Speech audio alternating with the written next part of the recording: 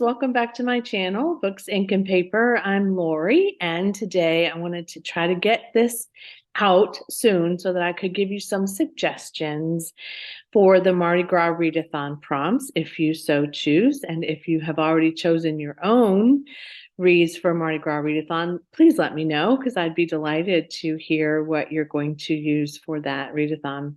I've been looking at my what I can see of my book stacks, which most of mine are still in boxes, but I took down the tree from Christmas and pulled out some titles from that stack that will work for some of these prompts, and a couple that I think I am going to read myself during the Mardi Gras Read-a-Thon. So let's get started. Because there are a lot of suggestions in this video, I'm going to limit my description of these to a very small kind of word or phrase, because it would take forever to get through these prompts, so bear with me. But I also know that you have the power to research in whatever way works for you, so I feel confident that if one of these kind of hits your fancy, you will take a look at it and learn more about it. So the first prompt was to read a book about royalty, and there are a couple out right now that may interest you that are pretty popular. The first one is Spare by Prince Harry. You've probably heard all the buzz about this. You may or may not be a fan of the royals. So if you want to learn more about his experience growing up in the monarchy in England, if you want to hear about the loss of his mom, his relationship with his family now, it would definitely fulfill that prompt. Another one is the American Royals series by Catherine McGee. This is a young adult series. I have read two of these, the first and the second. It follows Princess Beatrice. If you were to imagine the America with a monarchy, and if America had its own king and queen, this is the book for you. And again, it's YA. It's fun. It's a romp. I probably will read the third one in the series, but I'm not in any hurry to get to it. But I thought it was fun. Bel Canto by Ann Patchett, another favorite of mine. Maybe not royalty per se, but definitely dignitaries, definitely a party. So it will fulfill a couple of prompts, spoiler alert, and really engaging. It took me a while to get through it, but I did love it. It's a slow burn, but very well done. Belgravia by Julian Fellows is one that I do have on my shelves, but I haven't gotten to it yet. It is a fictional account. It does start with a large party too, as I recall, and it is about the beginning of World War I. So kind of what prompted that. Another one along that same vein, I did actually have in the book tree, Lady Almina and the Real Downton Abbey, which is nonfiction, The Lost Legacy of Highclere Castle. It is written by the Countess of Carnarvon. I don't know. Definitely follows that era and that castle and that period of time and that family, so that might be fun. It also looks like it's pretty dense. There are some photos, but it's a chunky size little paperback. And finally, in this prompt category, The Royal Secret by Lucinda Riley has pretty good ratings. It follows the British monarchy and some mysteries or some terrible things that are about to destroy it. In the original UK publication, it was called The Love Letter, I think. Yes, it was called The Love Letter. So I think that maybe it's an affair, maybe. I don't know, but it did get good ratings on Goodreads, and it's one that I might take a look at as well. Okay, prompt number 2, read a book set on the Gulf Coast. So The Boys from Biloxi by John Grisham is a new publication, fairly new from John Grisham. It covers the coastal town of Biloxi, Mississippi. It talks about the mob influence there. It talks about corruption, gambling, prostitution. Sounds pretty intriguing. And John Grisham is a kind of a legal thriller typically, so interesting, right? The Gates of Evangeline by Hester Young is a novel I read several years ago now. I gave it 4 stars. It is set in Louisiana, as I remember, and it's about a boy disappearing, and it's a Charlie Cates mystery. I think she does a sequel, and I think I read that too. But so if it's something you're interested in, it's part mystery, but there's a love story kind of component to it as well. And I wrote that it was well paced and adequately developed. So there you go.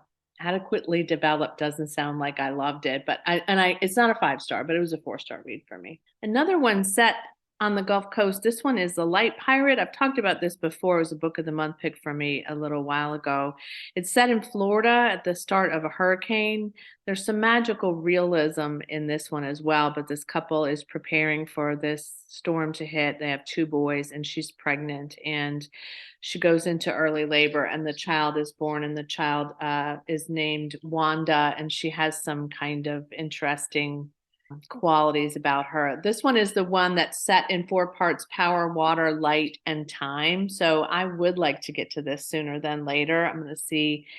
This might end up being my prompt for the Gulf Coast setting. Midnight at the Blackbird Cafe is set in Alabama. It is a story about a woman whose grandmother died, leaving her the Blackbird Cafe, and she is going to now try to figure out how to, I guess, manage this while dealing with the story of her family and history and who knows exactly what. I don't want to know too much about it, but it's one that's been on my radar for a good long while. Another one I loved is The Darkling so it was originally published under the pen name R.B. Chesterton, but it's really written by Carolyn Haynes, who is a prolific author of the Bones series that I've read, but that's an aside, so I won't get into it. But anyway, it's a dark fictional account of this family in Alabama, I think. Yes, Code in Alabama in the 40s, and they hire a girl to take care of their children, and she has kind of a mysterious past. It evolves in a way that really surprised me, and I gave it 4 stars. It was really good. Okay, so read a book set in France. A nonfiction pick for me that I had read a few years ago is called Waking Up in Paris by Sonia Choquette. She's a psychic medium who goes back to Paris after some changes in her life and kind of refines herself. And I really enjoyed it. It was really very fun. My Life in France by Julia Child, I have never read, but I certainly am interested in reading that because Julia Child fascinates me. The Nightingale by Kristen Hanna is one of my favorite novels, really, that I've ever read. It is historical fiction set in France, World War II, 2 sisters. Amazing. You probably heard lots of things about it. If you've not read it, now would be a great time to do that. It's a chunker though, and I went through it so fast. Sarah's Key is another novel about World War II and the Holocaust. There's a lot of these. Let's see, which other one? The Paris Library by, I'm never going to be able to say this woman's name properly, Janet Skelslin Charles. I only gave that 3 stars, but you might want to take a look at it. It may land differently for you. Chocolat by Joanne Harris. I have not read, but I've seen the film and loved it. So if the book is anything like the film, it will be a good one. It follows this little town in France, and it's sort of embracing this little community or this little cafe store that sells chocolate, and it has a bit of magical realism in it, and I've just never picked it up. I've struggled with a few of Joanne Harris's novels, so I think that's probably why I haven't gotten back to it. But again, that doesn't mean it wouldn't be something you would love. A Year in Provence by Peter Mayle has been on my list for a while. It's a novel about him moving to France and renovating this little home, and it's not a novel either. I take that back. It's nonfiction. He actually did do this. So it talks about his year there and his acclimation there, and of course, the project of his home. Prompt number 4 is to read a book that's set in and spans one day. And there's a couple of these that I am just going to fly through, but fun. So 11 Hours by Pamela Aarons. Loved it. It's a story of a woman who's about to give birth to a baby. Mrs. Dalloway. Have any of you read Mrs. Dalloway? So I have seen the movie adaptation of this novel, and it is by Virginia Woolf. And Virginia Woolf has a definite style, but this takes a look at this particular person who is about to deliver or she's preparing for a party that she's about to throw, and she kind of gets lost in the process.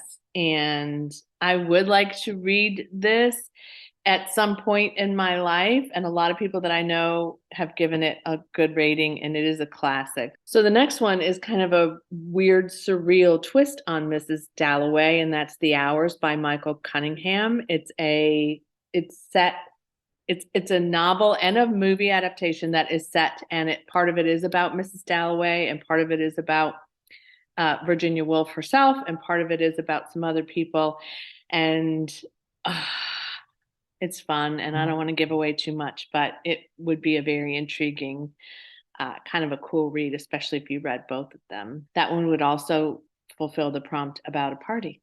So would Mrs. Dalloway. Another one is Today Will Be Different by Maria Semple. I've read a couple of books by Maria Semple, and this one follows a woman whose name is Eleanor Flood, and she starts out with these plans for the day and trying to kind of get herself out of a slump, I think, and some things occur that, kind of take over. And again, I think these are fun and a cute little romp, so I might take that one on as one that spans an entire day. And the last one is Saturday by Ian McEwan. It follows a neurosurgeon named Henry Perrone, and what happens in that day is based on his fears and his abilities, and I don't want to know a whole lot about it except that it sounds really fascinating, and it's gotten an average of 3.63 stars on Goodreads. It may not be for everybody, but I'm intrigued by it. Prompt number 5 is to read a novel about a crew or a group of people. So one of them is In My Dreams, I Hold a Knife by Ashley Winstead. I actually read this last year. It was okay for me.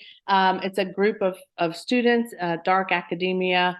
They are reunited years later, and some things are unresolved, and it's a thriller. And then there's also The Secret History by Donna Tartt, which is also dark academia. I've always wanted to read it. I have it somewhere. It's a chunker, though, so I may not get to that one during the Mardi Gras Read-a-Thon, but I do like that one as a possibility.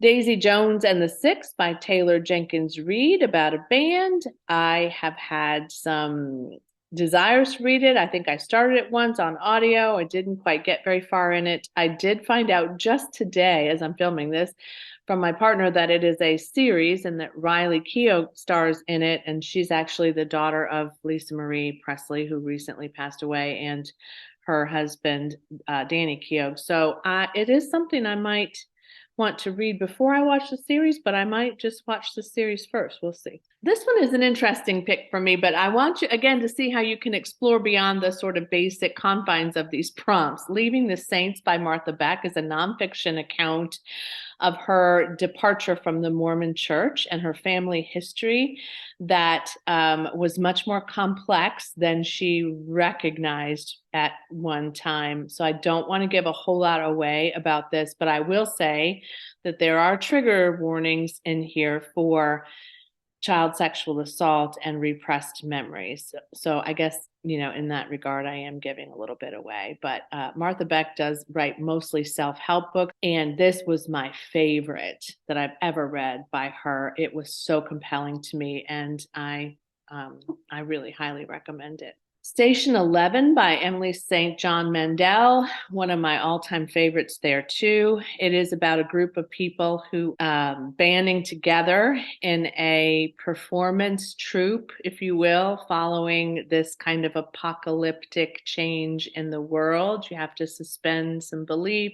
You have to really be okay with futuristic thinking and some intrigue, and it's a bit of a thriller, and yeah, it's one of my favorites that she's ever done. And there is also an adaptation of that too. I don't remember what channel it's streaming on, but I hear good things about the adaptation too. The Final Girl Support Group by Grady Hendrix. I have not read. I have heard most people enjoy this. It has an almost 4-star rating on Goodreads.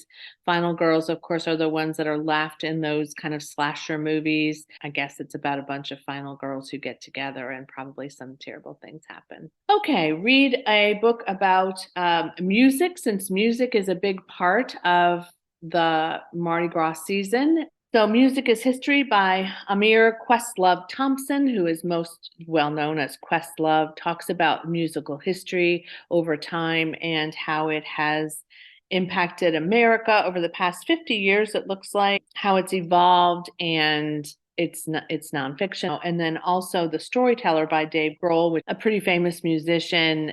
This memoir is getting a lot of good buzz. Actually, the rating average on Goodreads is 4.49, so lots of 5 stars too. It is one that's on my list. Dave Grohl fascinates me, and I just like his style. Bel Canto is another one that we talked about earlier that does have a musical focus to it by Ann Patchett, so I recommend that for this prompt too. There are a couple of books about jazz, so if you were going to fulfill this prompt by finding a book that was specifically about jazz, and there are some that are specifically about jazz in New Orleans, I would certainly think that you would enjoy those. Prompt number 7, read a book that's set in New Orleans. So there are tons of books about Mardi Gras. If you go and search for those, you will find lots and lots and lots of them. The evolution of Mardi Gras, which would be lovely and would probably fulfill 15 prompts if you really think about it. But one of my favorite series set in New Orleans is written by Anne Rice. Now, anything Anne Rice wrote is pretty much set in New Orleans, so there's that. But The Mayfair Witches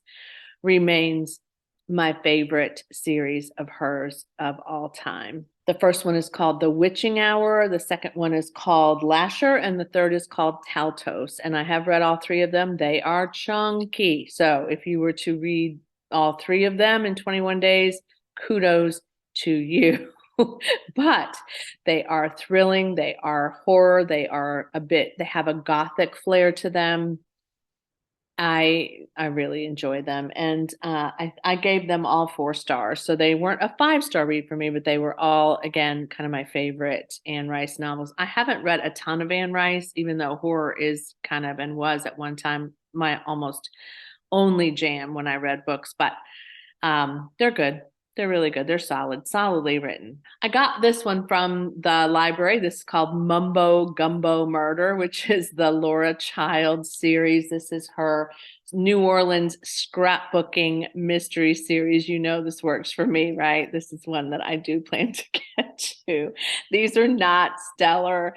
They're not even the best of Laura Childs. Let me just say that, but they're cozy and they're fun and they're set in New Orleans, and she's kind of an interesting little heroine. So, and look how pretty it is. And there's a little gumbo truck, and there are scrapbooking tips and recipes inside. If you've read the Laura Childs Tea Shop Mystery, which takes place in South Carolina, as I recall, they're along the same lines, but I think the Tea Shop Mysteries are a little bit better. I have never read anything by this author, but Carolyn Haynes, the author I talked about earlier, as well as a couple of other people, have said you have to read James Lee Burke. Creole Belle is one of their favorites that they recommend. So this is way in the middle of the series. I don't know that I'm aware of which novel was his first in this series, but this is the Dave Robichaux series, and it starts out with Dave recovering in the hospital from, I think, a gunshot wound, and a woman brings in an iPod or something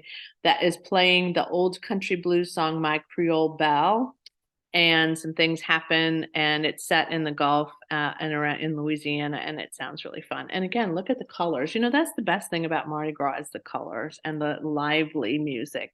Okay, read a book about cake, king cake. I actually have a king cake. Oh, you can see my cleaning supplies. That is really rude. I actually have a king cake on my counter. Maybe I will take a photo of it, but it is mostly eaten.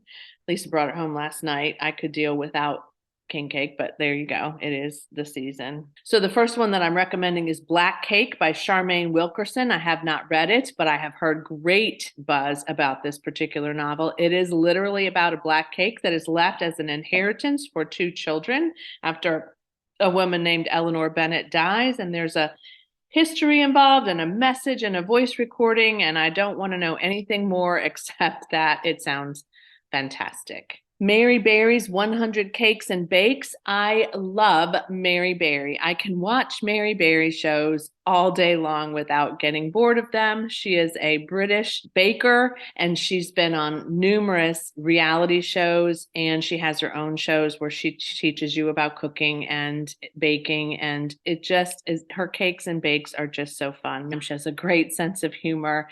If you've never seen the Great British Baking Show, when Mary was a co-host, it was the finest hour for that particular series. In that vein, there's a cute little book called What Would Mary Berry Do? And it's written by Claire Sandy. And she basically is a terrible baker and she can't make anything work. And so she decides to set out sort of on an adventure and a year of discovering how to be a better baker. And so she asks herself the question, what would Mary Berry do? And it sounds like it's delightful.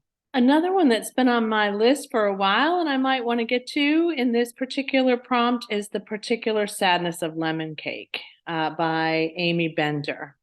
So this one's about a young girl, and she takes a bite one day of her mother's lemon cake and discovers that she can feel all of her mother's emotions after having eaten the cake.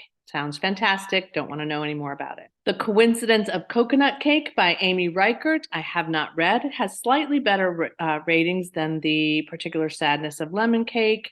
It's almost at 4.4 stars.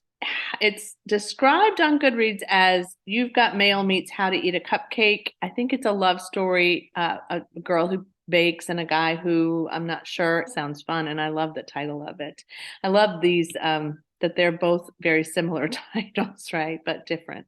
There actually is a book called The Big Book of King Cake. If you would like to take that on, it looks fantastic, and I might actually get it as a library borrow rather than necessarily something I would buy to keep, but it sounds fun, and it would give you a look into king cake and the history of it and how people make it and what fun decorations can be added to it. It's really quite a neat experience to have a king cake. And by the way, you can have one delivered from a variety of places here. Are they as good as they would be fresh? Probably not, but I think they take great care to make sure that they taste good when they get to you. The next prompt is about food in general, the food and the lusciousness of that food in New Orleans during this time, always, but during this time. So one of the ones, and there's a couple by this author that I'm intrigued by, but one of the books I got a while ago and didn't read is Tender at the Bone by Ruth Reichel. She also wrote Delicious, and another book that I'm trying to remember the name of and won't be able to without looking. But this is her memoir about how food began to be the way that she made sense of the world and her history of eating and making food since she was very, very young. It's pretty short. It came highly recommended, and I would like to get to this sooner than later. So again, this is nonfiction. Julie and Julia is one of my favorites. It is a nonfiction read as well about this woman whose name is Julie, and she decides her life is a little bit in a rut and she wants something new and she's looking for something creative. She's a writer and she feels like her career is kind of going nowhere. As I recall, she was doing the switchboard after 9/11 to try to help people with resources and connect them to what they needed. And that was a pretty difficult job. So she sets out to cook her way through The Art of French Cooking, written by Julia Child, and to kind of embody Julia in her life and in the way in which she learns how to prepare these French dishes. And it's one of my all-time favorites. I will tell you that I read that book in one day. I was recovering from surgery many years ago now, and I picked it up and I just kept reading and reading and reading and reading, because what else did I have to do, you know? And I finished it and I really did enjoy it. I would reread that again. The Dinner by Herman Koch has been on my list for a while. I understand that this is a challenging read for a lot of people. It seems to be pretty polarizing. People either love it or they hate it. For that reason, the ratings are just over 3 stars on Goodreads, but it follows a family who has decided to come together for a dinner, and they are linked because their 2 boys are also linked together in a somewhat horrific act. I don't know what it is, but it does sound very intriguing to me. And again, it's kind of been on my radar for a while. The next one is called Arsenic and Adobo This is a kitchen mystery. It's the first in Tita Rosie's Kitchen Mystery #1. So it does have to do with food. It also is a murder mystery or a little cozy mystery, I think. And it follows a woman named Tita Rosie who has a restaurant that is kind of tanking a little bit. And the aunties, who I think come from maybe another book, come in, step in, and they try to shower her with advice and love and who knows what. But something must happen. I don't really want to know what it is.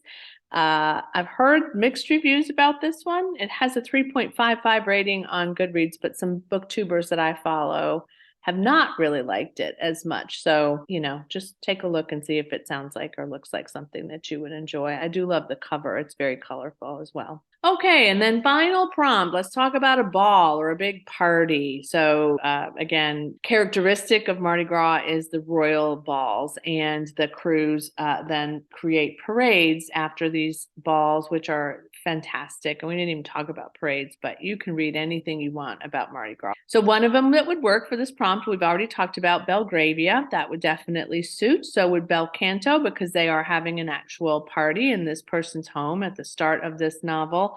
And they have a bunch of dignitaries there and people who are important, not necessarily royalty, but maybe close enough to it that it would work. But again, the ball doesn't have to be about royalty. Another one, I remember this having a ball in it in the movie. I'm not sure if it has a ball in it. Well, this is nonfiction, Midnight in the Garden of Good and Evil by John Berendt. This follows Jim Williams. It follows the Mercer House. It follows some other kind of prominent landmarks in Savannah, which is one of my favorite places. It is set in the South as well. So, there's that. It could work for that, even though it's not technically on the Gulf Coast.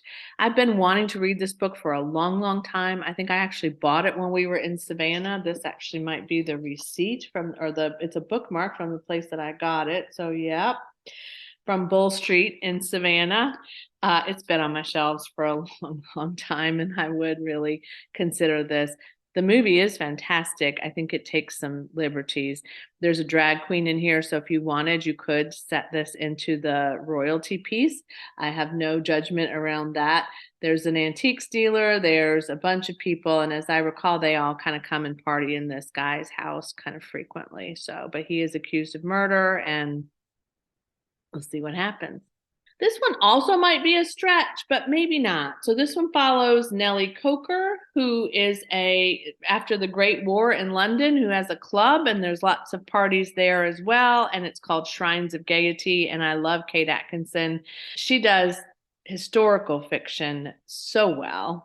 I love this cover. It looks very it looks a little bit Southern. You got the cattails and you've got the gold and so Shrines of Gaiety sounds like a ball to me. The next one is The Great Gatsby by F. Scott Fitzgerald, a classic for sure, written by a man who also enjoyed parties very much and did so quite liberally, I would say, with his friends and his community. But this one is set in New York. It follows Jay Gatsby. It follows number of other characters. You're probably very familiar with it, so I won't go into great detail, but it is compelling, I think.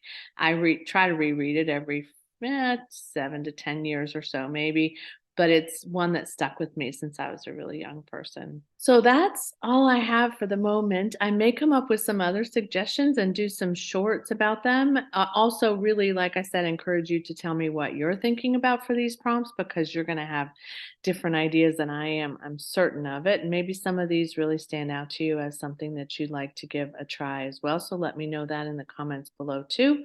So preparing for February 1st to February 21st, the Mardi Gras Read-a-Thon, you can see that several of these novels, nonfiction pieces, would work for a multitude of prompts. There's probably a way, if you picked a Mardi Gras read, it would satisfy all of the prompts at one time. So you get creative.